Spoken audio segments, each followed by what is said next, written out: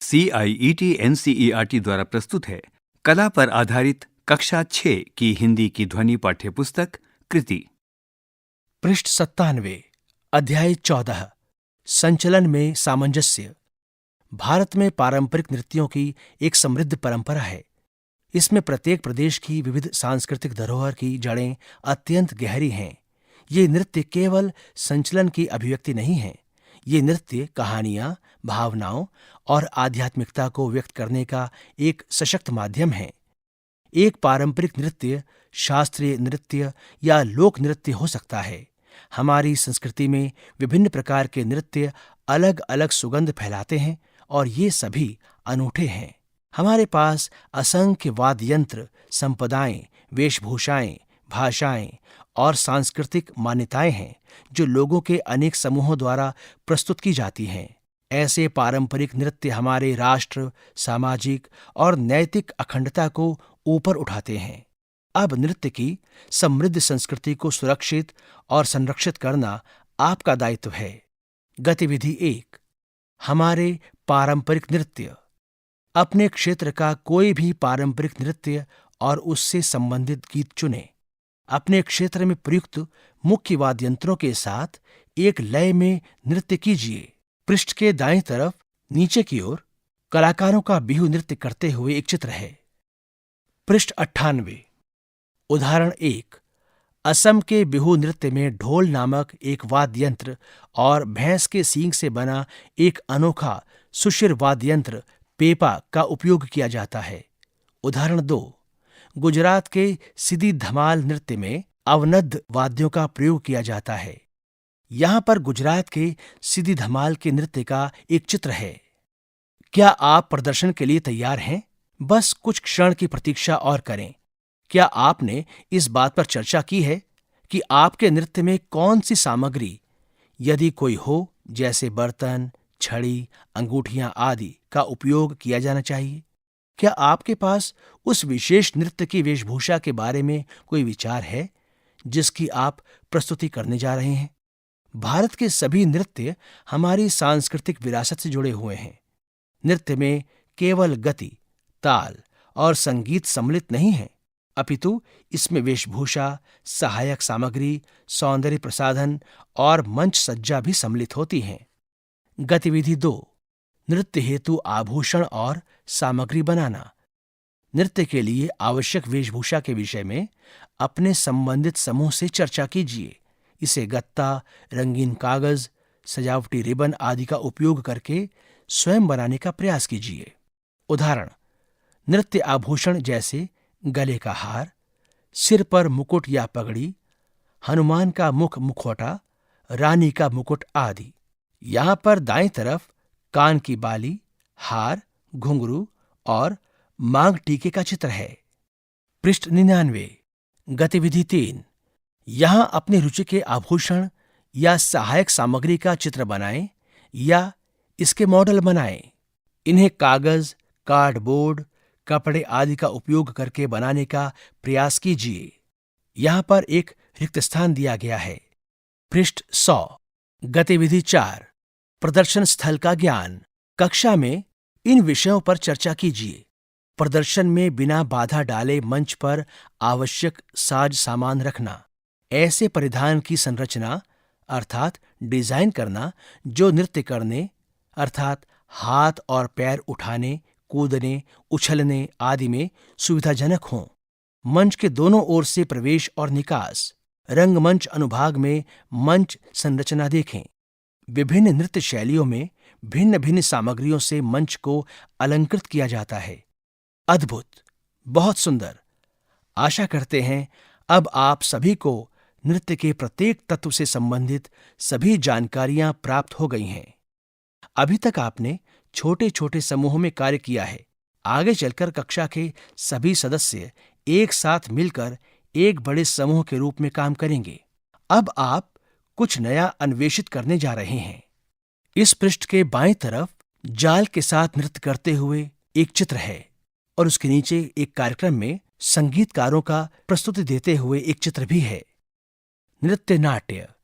चूंकि हम न केवल नृत्य शब्द से अपितु नाटक से भी परिचित हैं, यदि हम नृत्य और नाटक दोनों का संयोजन करें तो यह किस प्रकार होगा?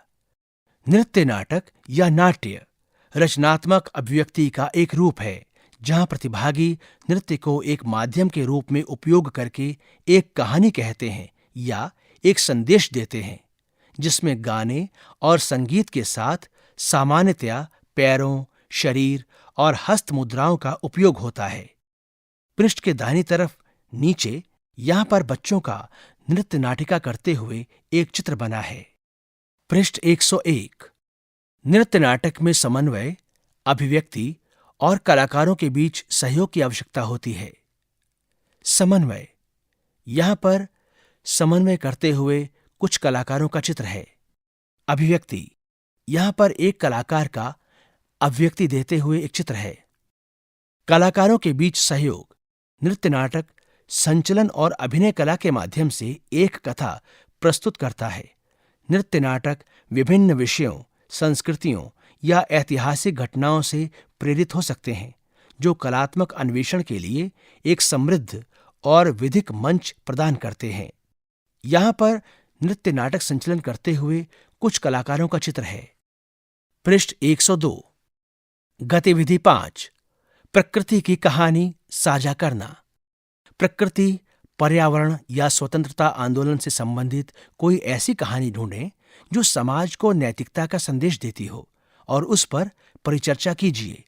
उदाहरण: संबंधित कहानियों के शीर्षक: प्लास्टिक के उपयोग से बचना, जल स्रोतों की रक्षा, मोबाइल का अत्यधिक प्रयोग, रसायन मुक्त अनाज उगाना, शिक्षा में समानता। टिप्पणी: अंग्रेजी या किसी भी भाषा की पाठ्यपुस्तक से एक कहानी चुनिए। उपयुक्त कहानी को चुनिए और कक्षा में साझा कीजिए, जिसे आप अपने आसपास की स्थिति और क्षेत्र से जोड़ सकें।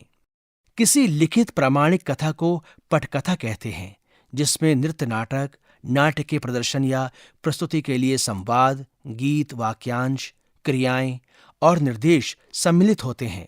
नृत्य में संवाद अधिकतर हस्त मुद्राओं और मुखाभिनय के माध्यम से होता है, यद्यपि शब्दों का भी प्रयोग किया जा सकता है।